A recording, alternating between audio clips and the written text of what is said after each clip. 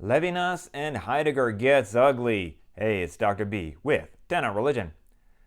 Like several of the other figures we've talked about so far, Levinas comes out of this Husserl Heidegger tradition in Germany. It's hard to overstate how important these two figures were for understanding phenomenology and hermeneutics and the legacy they left. So many later hermeneutical scholars take these two as their starting point. For Levinas, however, it became a bit, personal. You see, Levinas was born to a Jewish family and remained dedicated to his Judaism his entire life. After studying Husserl and Heidegger's philosophy, he became very attracted to their thought. But Heidegger joined the Nazi Party and remained a member throughout World War II, even though his only role was teaching philosophy at the University of Freiburg.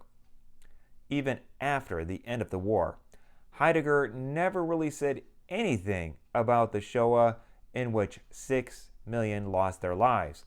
Needless to say, Heidegger's silence stunned many of his colleagues. Levinas's wife and daughter were spared by being hidden in a monastery by his close friend, but many of his family members in Lithuania were murdered by the Nazis.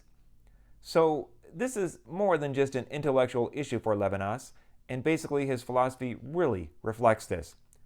Check this out. Some familiarity with Heidegger's philosophy is needed to fully appreciate Levinas's chess moves. We clearly don't have time for even a simple overview here, but one thing is important.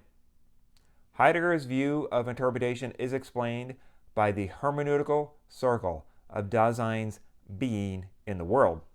There is what Heidegger terms a four-structure, which is comprised of a forehaving, a foresight, and a foreconception.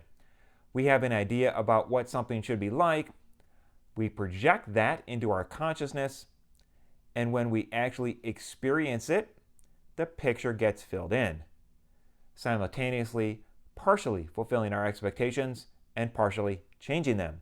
Then the cycle continues. This is similar to Gadamer's view of a horizon. Levinas obviously has personal reasons to find a way to circumvent this interpretive model, and so he suggests there is something even more primordial, more basic or foundational, to a proper model of hermeneutics. There is a necessary ethical component which is prior to the interpretive process. Levinas refers to this as a pre-ontological ethical relation between the I and the other. It is pre-ontological because it preceded Dasein's four-structure, making ethics come before ontology, the study of being. This is a huge move, like checkmate. Boom! And if you want to learn further, check out this video from way back in 2022 and more on my channel. And subscribe to 10 on Religion.